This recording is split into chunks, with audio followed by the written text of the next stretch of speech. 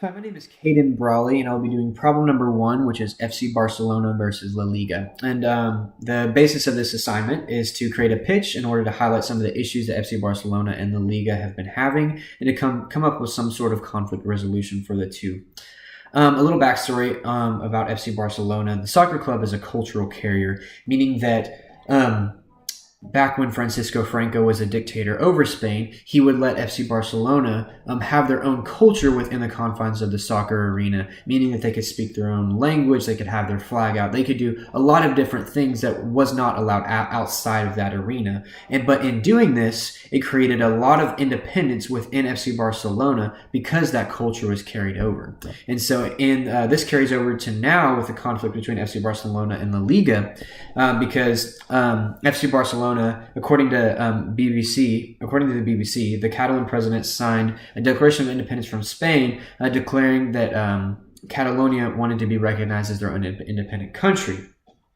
And the big problem for La Liga is that the Spanish president, Javier Tebas, came out and said, that's fine if you want to become your own country, but in doing this, you will have to withdraw from La Liga. And in the point of view from La Liga, that is a valid statement, because it says, okay, if you are not a Spanish team, you can't play in a Spanish league. That's a basic principle of the La Liga.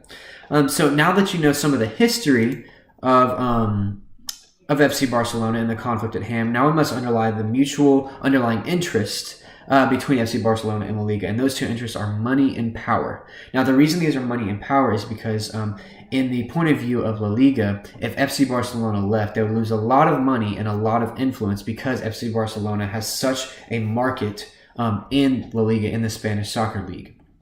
And from the point of view of FC Barcelona, if they left, they would lose the El Clasico, and they might not be able to be signed to a new league, both of which have a significant impact on the monetary funds and the power of FC Barcelona.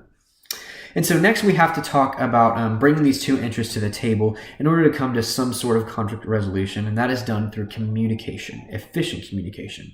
Now, the most important thing is to listen to each other's side, and we do this by active listening, which will be a specific time dedicated to each party, and in which one party states their own concern, and the other is required to paraphrase and repeat what they just said, and this will give each side a clear understanding of each party's position on the topic and on the conflict at hand. And so maybe there's some factors that both sides have not considered by the opposition that have a significant impact on them. For example, what is going to be the cultural and political repercussions of La Liga if FC Barcelona left, or what are going to be the loss of power repercussions of the league and the government in the terms of La Liga?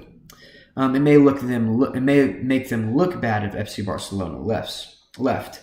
And now the most important communication technique is to get face-to-face. According to the conflict resolution guide, 75% of meaning comes from nonverbal cues. With this in mind, there will be a rule established between the two parties that all negotiating and all forms of communication will be done face-to-face and in person. So there will be no email, no texting, in order to prevent misinterpretation between the two parties. So since we have talked about this form of communication that's so vital to negotiation, we must now talk, and we must establish the form of negotiation. And I believe that the most valid and the most reasonable form is the integrative negotiation. I believe that this relationship between the two parties, between FC Barcelona and between La Liga, can be preserved one way or another, and that there are many options that will let both parties come out with some sort of mutual gain. For example, if Catalonia becomes an independent country, this could be a possible outcome. For example, FC Barcelona could be dismissed from La Liga. Now that satisfies La Liga. And now there could also be, on the terms of FC Barcelona, one of the big three leagues, which is the Premier League, the Bundesliga, and the Serie A, one of those three could pick up FC Barcelona and allow FC Barcelona and Real Madrid to play the annual friendly, which is called the El Clasico, in which both the profits would be determined in favor of Barcelona. Now, this satisfies the underlying monetary funds of FC Barcelona that would be lost if they were not a part of La Liga. In this negotiation, there will be some factors and barriers that need to be figured out, and they need to be resolved either during or before the actual negotiations begin. For example, the my way is the highway person.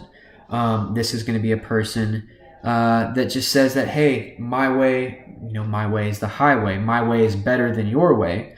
And both parties, whether this is a person or a party in general, they both need to be willing to compromise in order to come to some sort of good agreement.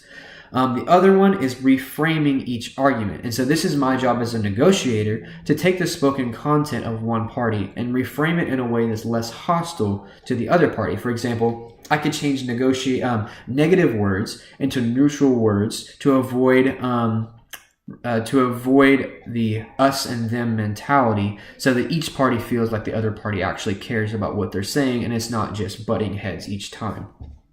And then the last is we need to manage any aspect of a competitive negotiator that may emerge in either the parties or myself. Now, this is common in sports events, just because most people that like sports are very competitive in general. But this personality only wants his or her side to win fully. There wants to be no compromise. And this also kind of ties into the my way or highway situation up above. In order to do this, I will stop any type of overrunning of the conversation or any dominating by one specific person. Now, in conclusion, I've told you that conflict resolution is possible, and it takes cooperations from both parties and communication in order to produce, a mutual outcome. Thank you.